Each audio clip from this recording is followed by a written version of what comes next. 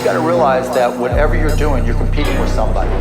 What is it that gives you an advantage over your competition? Whatever you're good at, try to be great at it. And if you're great at it, good things will happen. Maverick Podcast. I'm far from average. That's why I had to come sit down and chop it up with DJ Maverick. They know my name from coast to coast and even in Dallas. I use my talent when I'm faced with a challenge. Gratitude strength is my magnet. Close your eyes and imagine. If you can see it in your mind, then you can have it. Maverick Podcast. Welcome, ladies and gentlemen. You could have been anywhere in the world, but you're here with us. This is the Maverick Podcast. I'm your host, DJ Maverick. Today, we are rolling out the red carpet. Once again, we have film director and also film festival founder. Is that founder, director? Sure, yeah. Awesome. The one and only Rogelio Almeida. Welcome to the podcast. Applause, background applause. Yeah, well, let them in post. That's what we always do. Bro, thank you so much for having me. This is, I believe, third time now. It's awesome. I mean, you're a friend of the pod at this point. You might as well co-host. I'm like, we'll add it to the list. I know that we've been trying to work something out, bro. At least we got to do it yearly. We got to do our annual Oscar review, and then we got to talk about the Grammys. Yeah. You know what would be cool? And I don't know if I'm the only nerd that wants to do this. I want to have like a Grammys watch party.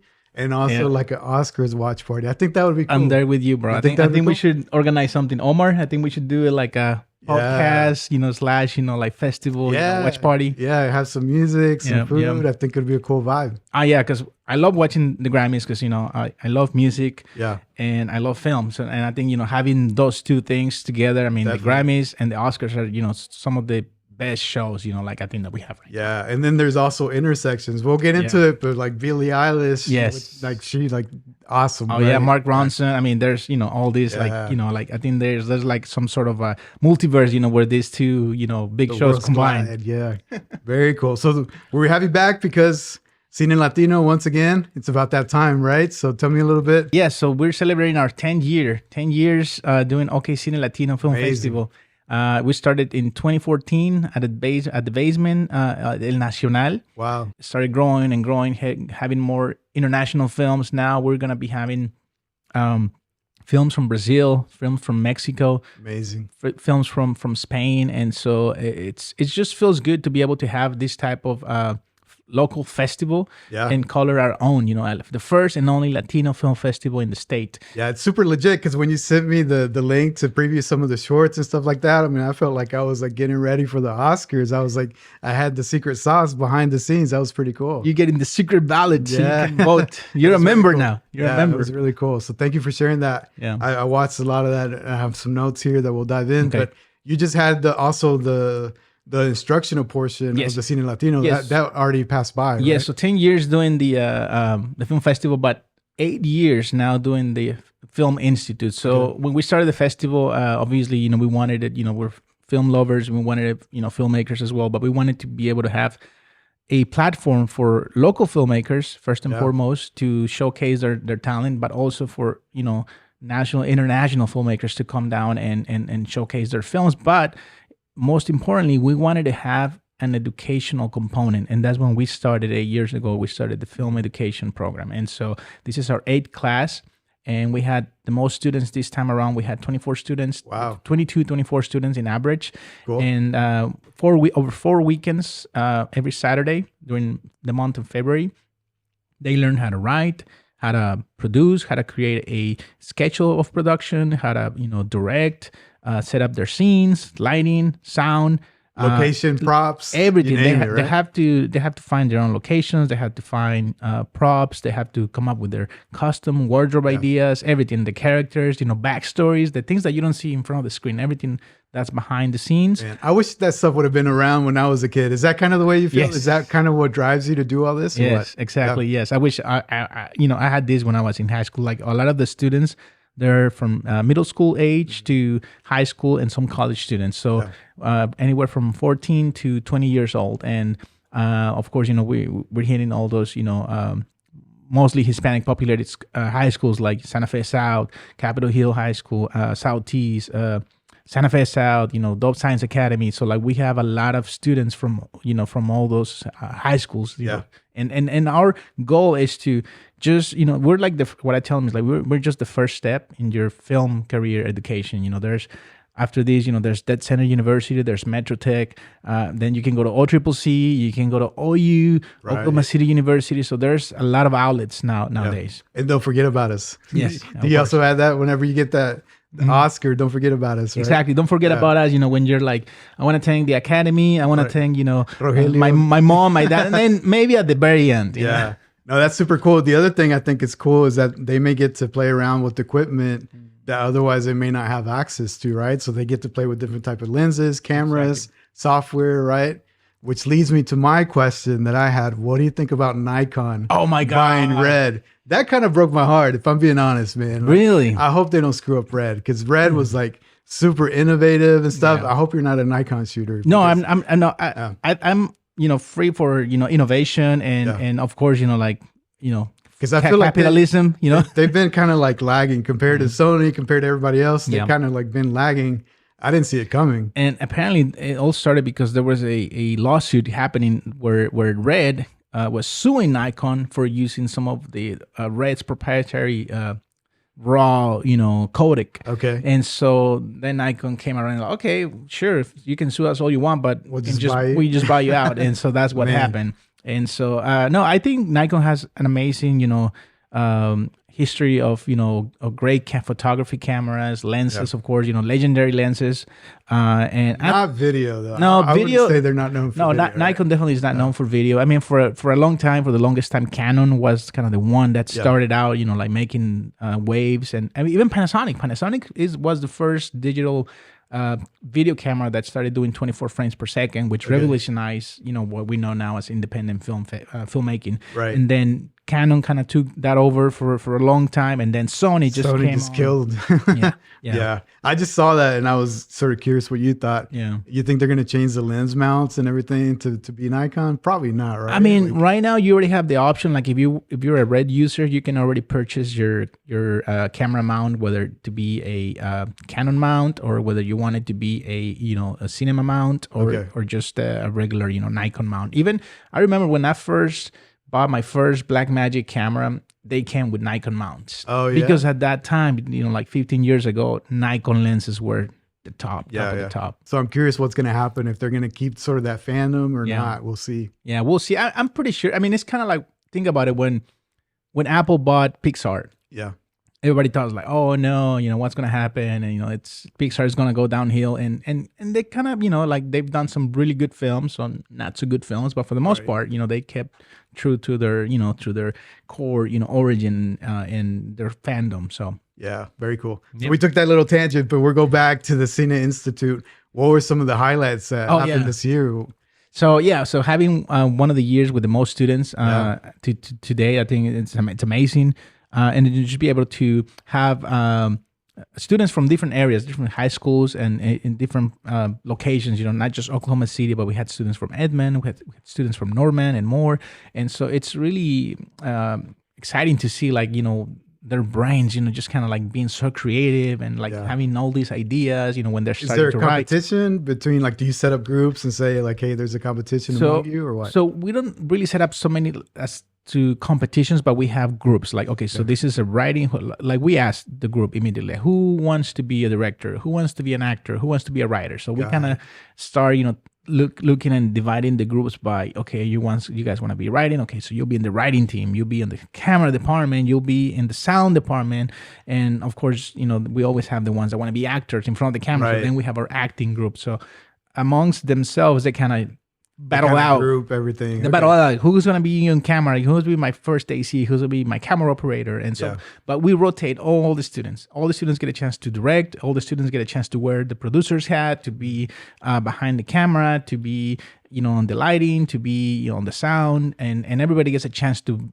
experience every role. Okay. Does anybody want to say, I just want to edit? Do you get anybody that says, yes, I just want to edit? There's one student who, she was like, I just want to do sound. I just want to hold the boom. That's awesome. That's what I want to do the entire time. So she was just doing sound the entire time. Of course, there was a chance where we were able to rotate her out, and she was behind the camera and able to call action, which is, to me, is the most exciting part, when the students actually get to know the terminology of, quiet on the set, roll camera, roll sound, and then action. Yeah, That's awesome. when it happens, that's when you're like, okay, we did something good. Yeah. So are you gonna have like some of their products like show on at the festival? Like how many films did they end up having? So in past years, we've done several, several films. Sometimes every year we'll do one or we'll do two films. This year we only did one film since we had so many students. We want them to focus all their energy in just one film. Okay. And so we're gonna have one film. It's a horror drama film. The working title is Whispers. Nice. And Okay. it's some sort of if you think about like all the A24 films, it's sort of a little bit like that. Okay. With that vibe, and I think that's what a lot of the young filmmakers are kind of going for, because Yeah. A24, as you know, it started as a very, very low budget independent studio that was just releasing films, and then eventually they got into actually producing films. Yeah. Moonlight being their first film they produced, which, as you know now, infamously, they didn't win, but then they win the Oscars back, in 2016, I believe, when La La Land didn't win. Right. So, That's very cool. You know what's funny is I see a lot of the young people that are after all the like the Cybershot cameras now. Like that's kind of the cool thing. They want to take like sort of low grade photos for their Yeah. Instagram and the blurry photos and stuff. That's like what's hip right now. I know, and I'm like, Yeah. why are you bringing, like, they're bringing out VHS cameras, Yeah, it's like, they're bringing like, that's why we have all this technology, and you guys want Yeah. to go back, right? exactly. It's so and, funny. and I think Kodak came back. I don't know if you remember, but Kodak went bankruptcy like a few, like, I don't Yeah. know, it's been 10 years now or something. I don't know. Yeah. Anyways, they went bankrupt, and they're bringing back portable personal film cameras. Yeah, aren't they going to roll out like a 8mm, Yes. like old school Yes. camera, right? So they have an 8mm film camera, and then they have these little film cartridges Yeah. that you can send back to Kodak, and they'll digitize it for you. That's crazy. I But think the one that I saw looked like the one that they use on Stranger Things. Yes. That's what it looks like, Yeah. like super old school looking. Yeah, and of course it's gonna be like $1,000 Yeah. to shoot on Yeah. film. Yeah, it's so crazy, but that's what the kids are into, right? Yeah, yeah. Yeah. So that's cool. So we got that. Looking forward to that. But then the actual festival. Yes, is so the coming actual up, right? festival is coming up. It's gonna be Saturday, this is my camera, March 23 and March 24. Mark your calendars. Saturday, March 23 at the Yale Theater from 5 p.m. to 10 p.m. And then on Sunday at the Capitol Hill Library from 1 p.m. to 5 p.m. On Saturday, it's a ticketed event, $20. You can find the tickets on, you follow us on social media at OKCine Latino. On Facebook and also on Instagram at OKCine Latino. You can buy tickets there. We have a link there to buy tickets at $20. And then on Sunday, it's completely free. Completely free. Tickets available now. Tickets available now. Tickets are on sale now. So you can go ahead and buy them, and buy your friends and family. If you love film, if you love independent film and Latino filmmaking, go ahead and support the film, support our students, and come out and have a good time. We're gonna have food, drinks. There's gonna be a cash bar on the Saturday event. There's gonna Yeah. be free food and well, not free food, but free popcorn, and you can purchase food at the venue. Yeah, it's super fun. Even if you're not like a geek about filmmaking or anything, you're still going to have an amazing time. I mean, all the people, it's a great vibe, great food, and it feels like you're walking into the red carpet and everything. It's a great time for sure. Yeah, definitely. We're trying to get to that whole experience. That we just saw the Oscars. Like Yeah. the red carpet, how they they're bringing that up. Like all the photos, the photo opportunities, and then of course the films and the quality of the films. That's what we're really looking for this year. The quality of the films. We got some great documentaries, some great fiction narrative films, and of course our student films. Which I think this year we have some of the best student films so far. Awesome. I might have to bust out my Godzilla shoes. Go for it. Yeah. Did you see the shoes? Of course. Yeah. That's yeah. amazing. Yeah. So I don't know. Can you talk about the films? Because I watched the films and I have sort of some notes of the ones that sort of stood out to me.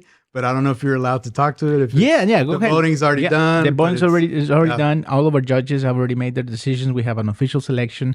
The program, I don't know when this is going to air, but the program's still being kind of worked out. But everything's ready to go for Saturday and Sunday. Okay, awesome. So the first one that stood out to me was, I don't know how you pronounce it, but Takbir.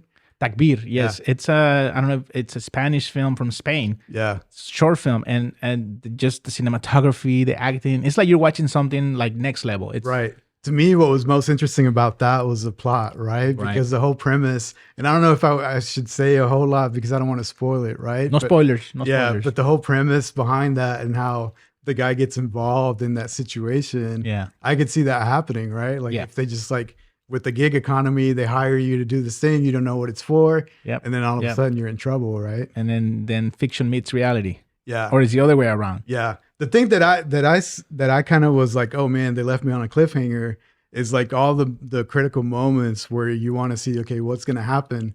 They kind of leave it to your imagination. I thought think that was interesting. Yeah, I think like for me personally, I think like I like when they leave things to the imagination, where they're not spoon feeding you like every detail, and some things are left out. Like wondering like what's Right. like how did that happen and why did that happen? Because there's like a whole backstory to every character, to every storyline. So I think to me, I think it works out for me. Yeah, I was wondering because if you're imagining this thing, this horrific thing or this bad thing that's going to happen or good thing, I don't want to spoil it. And then it's like in your head, you're like, okay, you got this picture of what it's going to look like. And if it doesn't live up to that, then maybe it's worth to actually show you versus having it in your imagination. And in your imagination, it can be as big as you want, right? Exactly. Yeah. That was the first one that stood out to me. The second one is That's a good film. That's a good for film. sure. My Grandma is My Champion. What do you think about that? Dude, the animation was so amazing. Okay. Is that someone here local? No, it's not local. It's Okay. I forgot what the origin of that short film is, but it just having these animated films, I think, and then the storyline with no dialogue, just everything visual, the colors, the animation. I think it speaks out a lot to our generation. Yeah, and it had a great message too about like cherishing your loved ones and your grandparents, right? And portions of that reminded me, what was that MTV Wrestling? Do you remember that show where it's like the claymation? Yeah. You remember that? I remember, yes. It kind of reminded me of that at points, but I thought the animation was really cool on that. Yeah, it was really good. Really on point. Yeah, that was one of my favorites too. Future Tense stood out to me, but just because of the sort of the sci-fi and the approach that they took with the different camera angles. Right. I thought that was pretty interesting. It made it seem like it was foreign, but once again, is that filmed in Oklahoma? Or It not? was filmed in Oklahoma. No way. It's filmed. It's from Oklahoma. I thought it might be, but then there was like accents and stuff like that, and then the locations. Like I was like, this looks all foreign. are local. Some are local actors, but they're from Oklahoma. And the filmmaker is Samuel Carrillo. Really? And he was the winner of last year's Best Documentary Feature for his documentary film called Joy. Okay.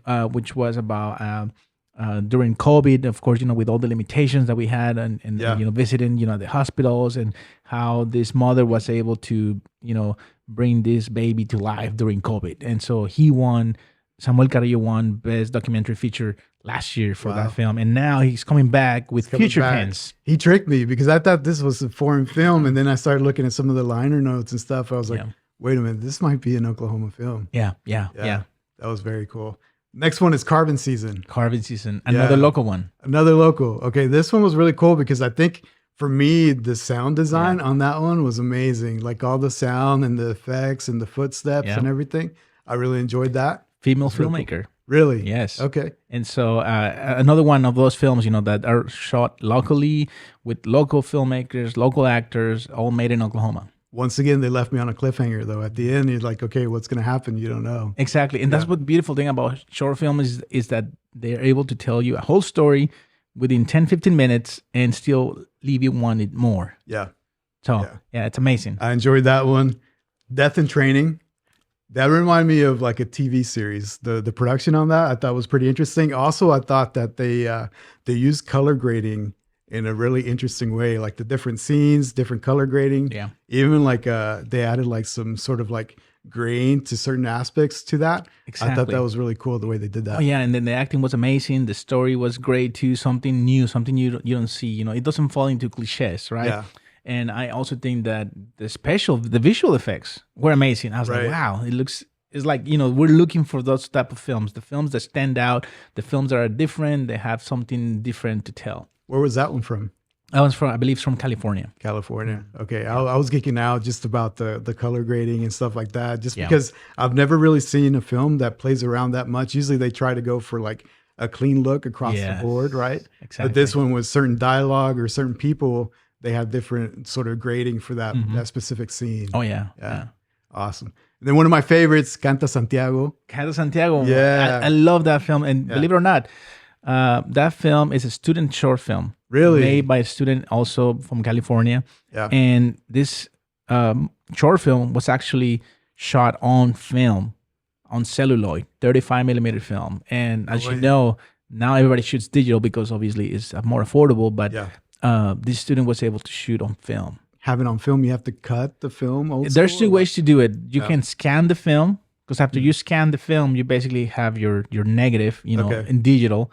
Kind of like when you shoot raw, you'll have all your raw images, and then from there you can just do all the color correction. But once you scan that digitally, then you have that on a timeline. You can edit on Final Cut, DaVinci Resolve, Premiere Pro, or even Avid. Yeah, I thought that was really cool. It had like a really good vibe to it, really good feeling to it. Oh yeah. And as soon as like the mariachi started playing, I recognized like, all right, this is Hermoso Cariño. Like right here. It kind of hits. It kind of hits, hits, right? So I really enjoyed that one. It was really cool. Great message, great music. Yeah. So Canta Santiago, definitely one of my favorites. Definitely have to watch that one at the OKCine Latino Film Festival, only at OKCine Latino 2024. Exclusive. Yes.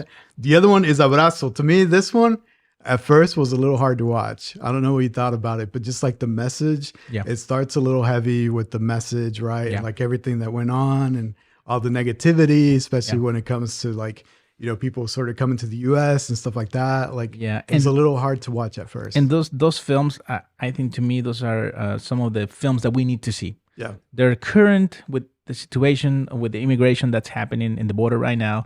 And it's from a Colombian director as well. Her name is, I have the name right here, Paola Baldion. And she is also the lead actress. So the lead actress of that film is the director as well. Man. And so there were some parts because when obviously we asked for the exhibition copy for the film, the one that we're gonna, because the one that we see on Film Freeway, it's just the preview copy, but then we actually have to ask for an actual higher quality resolution and higher quality file to showcase at the festival. Got it. And I asked for the subtitles for the film for the parts that are spoken like in Spanish, and then directors like those were supposed to be meant like that. So. So that's also to leave the audience, kind of wanting more, like being on that experience. Just open to interpretation. Exactly. Yeah. Yeah, I enjoyed it. Towards the end, the message shifts a little bit. Yes. Right. Yes. But at the beginning, I was like, oh man, I don't know if I want to watch this. It's like plot twist. Yeah. So I enjoyed that one. Yeah. And then of course, I Am Queen. I thought that was really cool. I enjoyed the use of mixed media on that because it went to film and then animation. Like it was just going back and forth. It was really cool how they did that. Yeah. So this film also comes from Mexico. I Am Queen, but the director is from Spain, Roberto Salvador, but he lives in Mexico, and this is his second film at our film festival, OKCine Latino.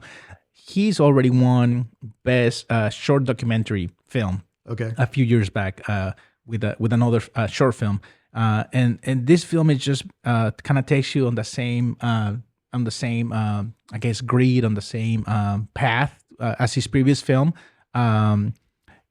His last film was called Como Vuelan las Flores, like how those flowers fly. And this film takes us to a whole different level, about one of the first, if not the first, native Mexican, indigenous Mexican that sings opera.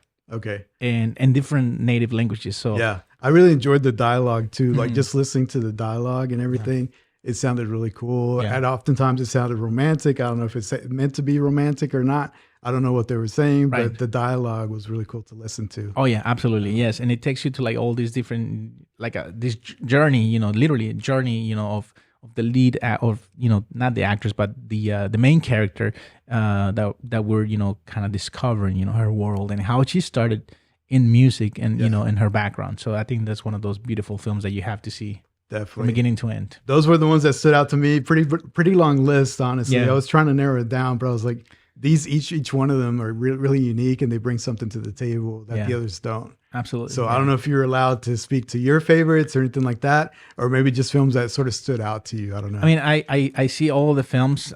We received over 100 films this season, and it's really hard for for me and for the judges to we got to rate them. We have to vote and kind of have discussions on which films get selected. And of course, it's to me it's I just enjoy watching film. Watch films from Argentina, from Brazil, from Cuba, from Spain, from Mexico, and every country, every filmmaker has a story to tell. And so obviously, it's hard for us to choose which films get selected. But again, our mission in the festival is to look for those films that stand out, the ones that have a message. And of course, like my favorite ones are the ones that have that ask the questions, the hard questions, like the ones that are tough to watch sometimes. Right. Are you allowed to say who's on the panel or how many judges you have? Yeah. So we have about 12 judges, and they're most of them are local. Everybody it's led by Dr. Guillermo Martinez Sotelo. He's a Spanish professor of Latin American Studies at UCO. He's been helping the festival, being the grand jury, and I guess he's like the authority on film. At OKCine Latino, he's been helping us since almost day one. Really? Since year one. I believe he started at year 3 also, and so every year we have judges, we assign them films, short films, documentaries, and their homework is to go in there and to make notes and see what stands out to them. And of course, report back to me and Dr. Guillermo Martinez Sotelo and kind of give us, like the notes and what stands out to them and why this film should make it into the film festival. Yeah, that's awesome. So it sounds like it gets bigger and bigger.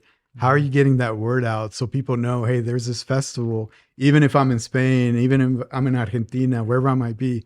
How do you get the word out so they, submit their films? How do you do that? I think social media is a big outlet. We're really popular on Instagram. I think that's what most filmmakers use, Instagram. Okay. And of course, Facebook still, it's being used a lot, but mostly Instagram. And then of course, the platform that we use, Film Freeway, it's the one that I want to say maybe like 99.9 of the filmmakers out there use to submit films. Okay. And so we're a niche festival, which we're a Latino film festival in the United States. So if you're a filmmaker in Mexico and you want to submit to Latino festivals in the US, you just go into the search bar and then type in Latino festivals in the US, and then we're like in the top 10. So if you have access to Film Freeway, you can search all the different festivals there and then submit. Exactly. Oh, So you can even go by country. So like if I just want to submit to festivals in Mexico, I go to Mexico, and I want to submit to film festivals in Mexico. And then there's those even more niche festivals that are just like after dark, after hours, like horror,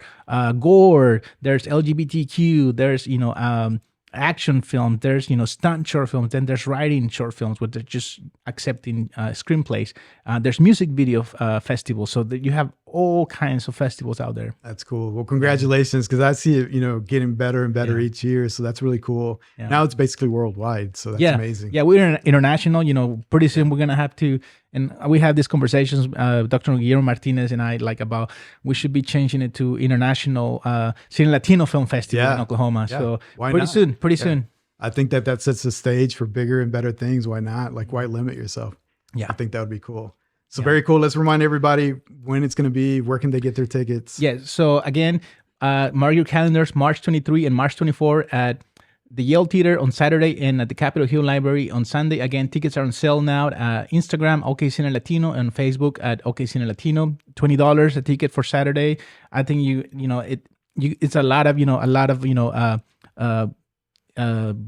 bang for your buck. Yeah. It's gonna be a lot of films, great food, great drinks, and the ability and the chance to meet international and local filmmakers. Yeah, very cool. So let's talk Oscars. What Yes, did you talk think about Oscars. this year? What did you think? I think these were the best Oscars show in Really? many years, in years. Yes. There was a controversy about it, like when it was going to start and Yes. everything, right? Yes. What was the deal with that? I think what happened, it was also because we had the time change, Okay. the daylight saving times. Yeah. And of course, a lot of countries like in Mexico, they did away with the daylight saving times, and they're not doing that anymore. So a lot of the critics and a lot of the other filmmakers and people around the world just didn't get the memo, or didn't know that the US was changing, daylight saving times on Sunday. But is it always tradition that it starts at 5 o'clock? Like, No, is that no. okay, It usually starts at 7. Okay. So this time we started at 6 Central Time, and so we started an hour earlier just to make sure that we, make sure the day, didn't finish like too late, and Right. still they ended up going over time anyway. So I think it's just known that every year, the speeches kind of extend, and of course, even though they already have the awards, that they're gonna give out. I think it still, kind of goes over time because of the speeches. Yeah. I saw that you did predictions. How well did you do with your predictions? Were I you think pretty spot on? Yeah, I think this year I was pretty spot on. The one that I was really surprised was Emma Stone winning best actress. I was 100% sure that Lily Gladstone was gonna get it. Yeah. I was Because expecting, yeah. they shout out Killers of the Flower Moon, which to me, What's up with that? I thought Which like it to- was great yeah. story, great costumes, great filming. Martin Scorsese, man, it's like I don't know what happened. They completely shut him out, not a single award, and so I really thought that they were gonna get the one for Lily Gladstone, and they didn't. So I think maybe they Is it DiCaprio? Is he the curse or what? no, it could be. No, I don't think know. what happened is they should have have Lily Gladstone maybe on the supporting category. Okay. And I think that would have been more along with her character, because I believe you watch Killers of the Flower Moon, Yeah. it's not, the story is not told from her point of view per se. It's more told from Leo DiCaprio's point of view. So it's kind of like it's kind of hard to put her in that category. And of Right. course, you watch Poor Things, where Emma Stone, and then you can see, oh well, yes, I know why the Academy gave the Oscar to her, because her work and the arc of a character, which is one of the main things that the actors see, the hero's journey, if you will, when she started to where she ends, that's the transformation that she goes through. I think that's what really stood out for for the academy voting members, and of course like is actors voting for actors. So in the Oscars, every category votes within their I guess within the membership. So it's cinematographers, it's only cinematographers. For best cinematography, for camera work, for sound it's only composers. For acting it's only actors. Supporting actors only actors. And so every editors is only editors. So every category is just within their branch. And so the best picture, that's everybody votes for that one, and also for the international film, which also was a surprise. Yeah. I was thinking I really wanted the Spanish film to win. Of course, because we're Gotta support, gotta support it. Yeah. And but no, also I think the Zone of Interest is a really, really good film, and I think they were pretty fair, except for Killers of the Flower Moon, but everything else I think got what they deserve. I think Anatomy of a Fall, won for best script, original script. American Fiction won for best adapted screenplay, which I think it's a great film. It was between that one and Barbie, and I think I think American Fiction really deserved it. Yeah. What are your thoughts on the whole Barbie thing? Were you pretty okay with the way things shook out for Barbie? Because it's basically ended up being the Oppenheimer show, pretty much. Right? Yeah. And I think that's what, and that's what the Oscars have always been about. The Oscars have always been about craftsmanship and about the technical side of things, the more serious films. And if you think about, like that's why Moonlight won over La La Land, Right? Because La La Land was more of an artistic take, on a musical, versus Moonlight was more of a serious film. I can see that, but I can also argue that Barbie, even though it looks sort of pop or sort of modern, it takes a lot to get that look and to do all the props and everything for that. And even the characters, the way that they have to move and everything. Yeah, I mean, I think it's just as much effort, really. Oh yeah, they took a lot of risk on Barbie, and it was a gamble. I think the Barbie script has been turned around for many, many, many years. They've been trying to make it like with several Barbies, several actresses, and it wasn't until Margot Robbie kind of took over the reins, and she started, okay, I'm gonna get Greta Gerwig, I'm gonna get Ryan Gosling, I'm gonna, she started building her team, and as a producer, that's what she did, because as you know, the Best Picture. That's what the Best Picture award goes to, the producers, because they're kind of like the ones that build the team. Okay. And so, like, for instance, Oppenheimer, that's why Christopher Nolan, not only did he won the first film directing award, his first Oscar after so many years, finally, amazing. very well deserved. He also won for Best Picture as a producer for Oppenheimer. Yeah. I thought that it was cool how Billie Eilish, so is she the first one or just the first one in a long time that has won both an Oscar and a Grammy for a film? Do you know? I think Because I don't remember seeing that, but maybe it just hasn't happened in that long. I don't know. I'm trying to remember. I think Lady Gaga did that as well. Really? Okay. I'm sure Lady she's got many Grammys. Yeah. I'm not sure, but I'm not sure if she won one for what was that film with Bradley Cooper? Yeah, I don't remember something. A Star Is Born. A Star Is There we Born. go, that's So it. I believe Yeah. she won Best Song for that film and also the Grammy for it. I Okay. mean, and again, like Billie Eilish is just a standout because she's only 22, Yeah. and every year, like not every year, but this is her second time winning an Oscar and also Grammys for each year as well. And then of course, like she's only 22, and then just the talent, and her brother, of course, Phineas. That's what I was going to say. The interpretation of that live is almost better than listening to it, pre-recorded, because it's just her and her brother. Yeah. And the way that she has to sing that song, Yeah. it's like real airy, real breathy, like it's super low. Yeah, I don't know if you. It's pretty amazing. There's a video that she came out where she's talking about like how she wanted to interpret that line, because when you just read the lines or when you sing them, she wanted to give it like that hurtful vibe, the airy vibe that you're talking about. So that goes to say that goes to show you why they gave her the award. It's like all the talent behind that and how she's able to come out with like all these ideas and then just the lyrics and the music, the melody. I mean, that's it's an amazing song. Yeah. And the fact that they can work together for so many years, brother and sister, they're both super talented. That's really cool to see. Absolutely, yeah. So I'm really glad that both got recognized. And I know everybody talks about Billie Eilish, but Phineas, man, I think he's just as talented. Yeah, he's the magic behind the scenes, pretty much, right? Yeah, he's been producing, since they started. Yeah. So anything else that stood out sort of in the Oscars for you before we go to the Grammys? I have to talk about, Ryan Gosling performing. You like it? Oh, heck yeah. It was pretty cool, right? It was probably, and then, like from start, to end, like having, him starting, like in the audience, with the Tejana, and then like having all the homage to Marilyn Monroe, with the, I don't know if you saw that, but the outfits and the wardrobe, everything was an homage to like a Marilyn Monroe, like 1950s film. Okay. And then, of course, having, Mark Ronson there, and then having Slash, come out towards the end. I mean, it's just like. But pretty much that's how he got started, right? Because he got started in the Mickey Mouse Club. Exactly. So he's like a real singer too, right? Like he's basically like a performer, a drama kid, right? If you've seen La La Land, I mean, he sings all of his lyrics, and it's a really meta moment, when he comes down from the stage and then he goes up to talk to hand the mic over to Greta Gerwig, the director, and also to I think Margot Robbie is there as well, and then of course he turns around and then hands the mic over to Emma Stone, and I was like, that's a La La Land ending right there. When in the movie, Emma Stone's character, becomes an actress. They separate and they go their own way, and he becomes successful, artist, and then she becomes a successful actress, on their own right. So that's kind of like, to me, that was very meta. Yeah. Meta in Hollywood. I enjoyed it. So I was wondering if anything stood out for you, but let's talk about the Grammys. Did you watch them? The Grammys, man. Yes. Oh, man.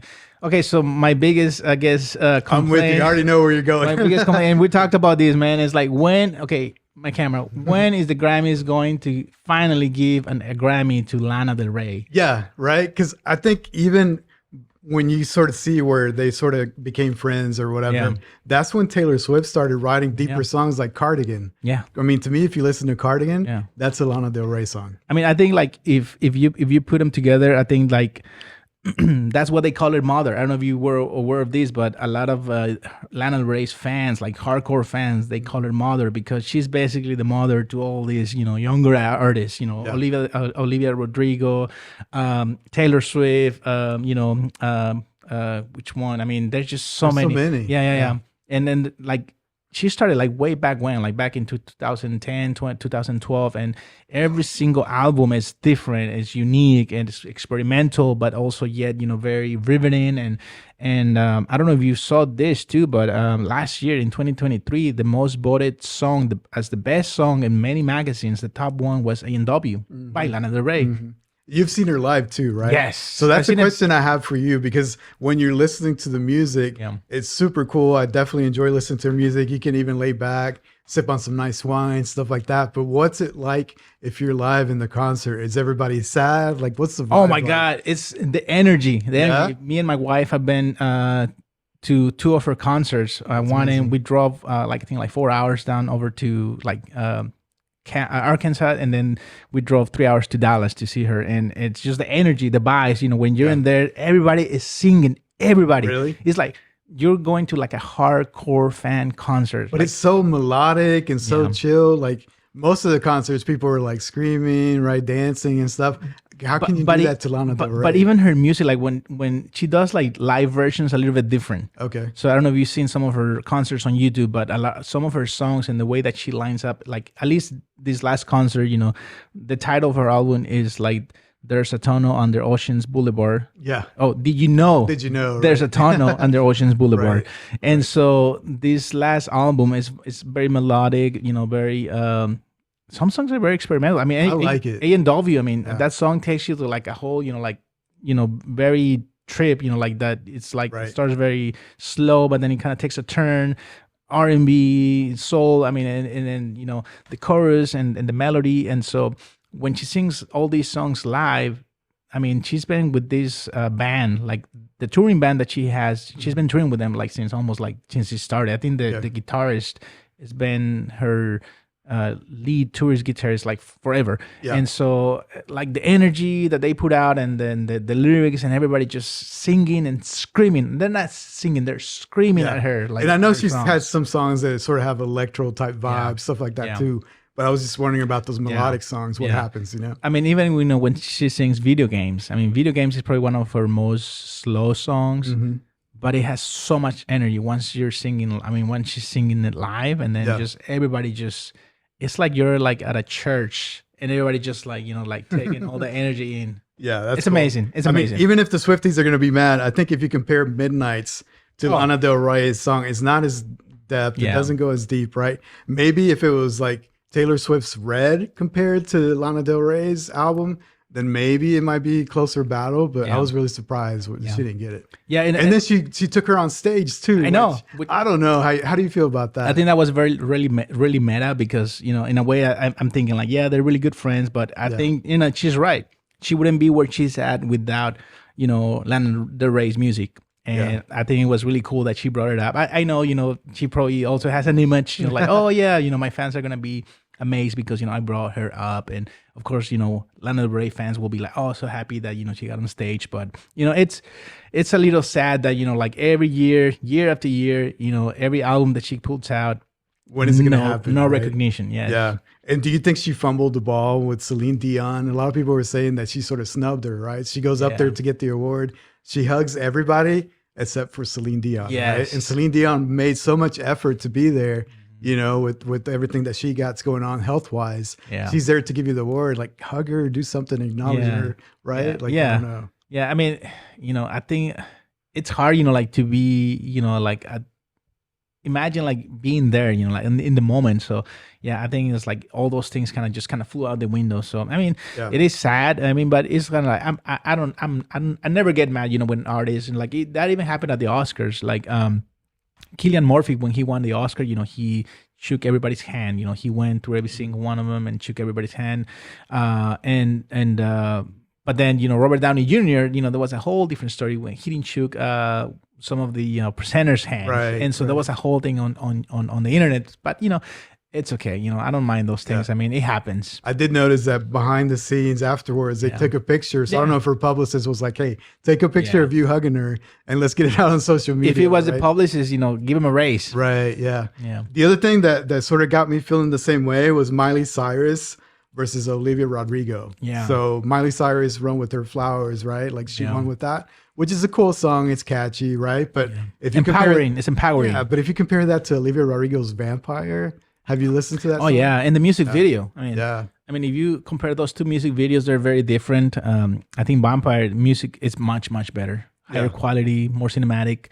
But again, Miley Cyrus, I think, has the whole pedigree. I mean, the history, and it's just it's a more powerful song, I think. Yeah, it's catchy for sure. But I was just like, man, I would have loved to see Olivia Rodrigo win because Vampire, to me, just the message, the way that she sings it, super powerful. I wonder if like the voters are just like listening to every single chord, like every single note, and that's how they make their voting decision. Maybe. What did you think about the Billy Joel performance? That was pretty good. Yeah. That's pretty good. First time back in like 17 years, I think. Yeah. So I think it was great. I mean, having like old school artists come back to stage, I think it's just amazing. Like even seeing, Celine Dion, not performing, but just seeing her on stage, it reminds you like, yeah, that's a legend, living legend right there. Right. I definitely want to see Billy Joel before he retires. Like I wanted to do that with Elton John. I got to see Elton John. That was amazing. So I think Billy Joel would be a cool concert to watch too. Bucket list. Yeah, definitely. Yeah. The other thing that I thought was really cool, but a lot of people, there was controversy too, was Killer Mike, right? So Killer Mike won a lot of awards in the rap category. A lot of the young kids were like, who's Killer Mike? They didn't even know who Killer Mike was. To me, was crazy, right? But if you think about sort of like the elements of hip hop and rap, and he's really more traditional, so maybe that's why they don't vibe with him. But I don't know what you thought about that. Yeah, everybody was going for Kendrick, right? Yeah, but no, they were actually going for probably Travis Scott, probably, or maybe even Drake, maybe. Because I think they're speaking much more to the younger generations, right? But I mean, it's like Killer Mike. I mean, it's. But if you just look up his history, right? Because on X, now formerly Twitter, right? All the kids were it would always be Twitter for me. All the kids were like, "Who's Killer Mike? Who's Killer Mike? Who's this guy? Why did he?" Like nobody knew, and to me, that was just I don't know. Maybe it's because I'm too much of a nerd and I know who this guy is. Imagine if like going back to Lana, like if she doesn't put an album for like 10 years, and then all of a sudden she puts out an album 10 years from now, and then all the newer generation, I mean, like, who's she? Who's Lana? I mean, there's a whole history behind. Right. You only see in the surface. Yeah. Yeah, I think that was cool. The other thing that I thought that was cool was Best Rock Album, Paramore. Paramore, You like Paramore? I love Paramore, yes. I missed them when they came to the city. Okay. But I think Paramore, I mean, the energy that they put out, I mean, the drummer is intense. It's really man. cool, yeah. And I don't know how many drummers they have, but they really go through drummers like crazy. I mean, because their songs are so intense and of course, the energy on stage, like to be able to perform live, with that energy, I think it's very, very demanding. I was happy for them when I saw that they won. That was pretty cool. Because traditionally it might have been like Metallica or something like that, more traditional, but it was cool to see them win. Yeah. What stood out for you? That was my list. I always go through my list, but what stood out for you? I don't know, Peso Pluma. Yeah. Performing. I mean, who else performed? Nobody really that stood out to me. I mean, to me, Billy Joel's performance was cool. Yeah. Burna Boy was cool. I don't know if you like Burna Boy, but he's pretty cool with the Afrobeats sort of stuff. Yeah. And he brought some guests and stuff like that. That was pretty cool to watch. Yeah, no, I think performance-wise, there wasn't like something that really stood out. Yeah. There wasn't one that I was like, oh yeah, that one really stood out to me. But I think everybody, got a pretty good, a good show overall. I think it was great. Yeah. Definitely. So maybe next year we have to plan a Grammy party. And then also sort of the Oscars. Yes. We'll see. Yeah. And the good thing is like they also kind of follow, back to back because the so-called award season, with that starts in January, February, and then it goes all the way to March and April. So I mean, it's still it's definitely something we got to do next year. Definitely. So what about on a personal front? Do you have any projects, any films that you're working on? At a personal level or what? So right now it's all OKCine Latino Festival. You're like in it right now, right? Yeah, but I think Victor, shout out to Victor. There's a film that he's working on right now, and hopefully we're able to kind of start developing that, production wise, kind of get everything on schedule, and hopefully we can film this year. So that's kind of the goal. I know that we always, have a lot of things on our plates, but, life happens. And if we don't, do it, then, we're just going to, not ever do it. So might as well just go ahead and go out there and start it, like be able to do a feature film. That's kind of the goal. Do a feature film, a long length feature film. So that'd be amazing. Yeah. So, are you ever just inspired to just write films? Do you have a lot of them saved up or what? I'm not much of a writer. No? Not much of a writer. I do work with a lot of writers or screenplay writers, and I like to kind of read screenplays from time to time. And of course, like when I see something that I really like, I just kind of want to go out there and start filming, because I'm more of a I enjoy more being like on the back seat, like in the director's seat, or more of a cinematographer. So like because I've done films, where I'm just filming, or I've done films where I'm just editing, or where I'm just directing. So I wear different hats. But where I'm able to direct and film at the same time and also edit, I think that's where I'm most comfortable at. Got it. I don't know if you have heard anything about Prairie and what's going to happen now that they approved the new stadium. Yeah. Have you heard if they're going to have to move to a new location or anything? I'm not sure. I'm thinking, there's always going to be something on the horizon for them. And I'm just grateful, that they're here, that they're able to, support and kind of elevate our production, our services here in the city, and more films are coming down. Twisters was a big hit last year. My wife was one of the extras in that film, so I'm really looking forward to seeing Twisters this year. Awesome. Also, I don't know if do you have any films that you're looking forward this year? Man, I want to watch the Ferrari movie. Yes. I haven't watched it yet, but that's been out for a while. It's been out for a while with Adam Driver, Penelope and that's Cruz. got mixed reviews, so Yes. I don't know. But if you're a big Adam Driver fan, I mean, go and watch it. It's really good. It's really good. You watched it? Yes, Yeah. and it's amazing. Penelope Cruz, I mean, Academy Award winner, and then she was even way, way, way cooler, even before winning an Oscar. For sure. But of course, this year I'm looking forward to Joker. Okay. Joker 2. Who's going to play it? So it's going to be Joaquin Phoenix. Okay. So this is part 2, or Folie à Deux, which is part 2 for the one that, where he won an Academy Award, Yeah. And of course, Lady Gaga's coming back for another Oscar for this Nice. performance of Harley Quinn. And so, of course, there's Deadpool and Wolverine. There's The Fall Guy with Ryan Gosling, Emily Blunt. Also want to see Civil War. Okay. I don't know if you've seen that trailer. Yeah. It looks very like dystopian, kind of like Handmaid's Tale type of vibe. So I really want to see that film. And then just kind of start gearing up for next season of awards. Most of the award films either come from the summer, like July, all the way down to December. So.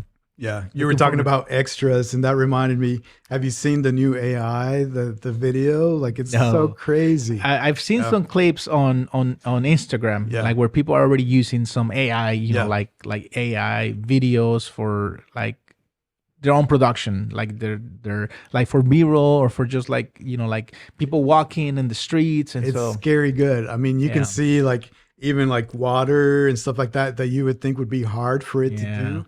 It looks pretty good. And right now it's the worst that it's ever going to be. It's only going to get better from here. It's like YouTube back in, 20 years ago? Right. Very pixelated, but it's going to get better. Yeah. Yeah. Scary better.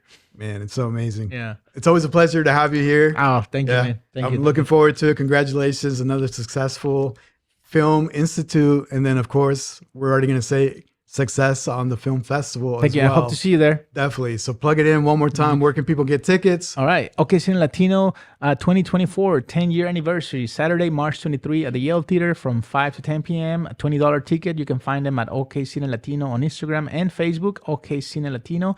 And also Sunday, March 24 at the Capitol Hill Library. Free admission from 1 to 5. Awesome. What if you're a student that wants to get hooked up for next year? What's the best way to do that to get into the Institute? Yes, absolutely. Reach out to us on social media. Tell your parents to, look for us on social media, Facebook. If you don't have a Facebook, your parents, I'm sure they have a Facebook. They have one, yeah. So find us on Facebook, send us a message on Instagram. We're always there. You're always looking. Of course, the sign up registration for next year is probably going to open up, until January of 2025. So. All right. Well, there you have it. Ladies and gentlemen, the super talented Rogelio Almeida on the Maverick Podcast. In dreams, we trust.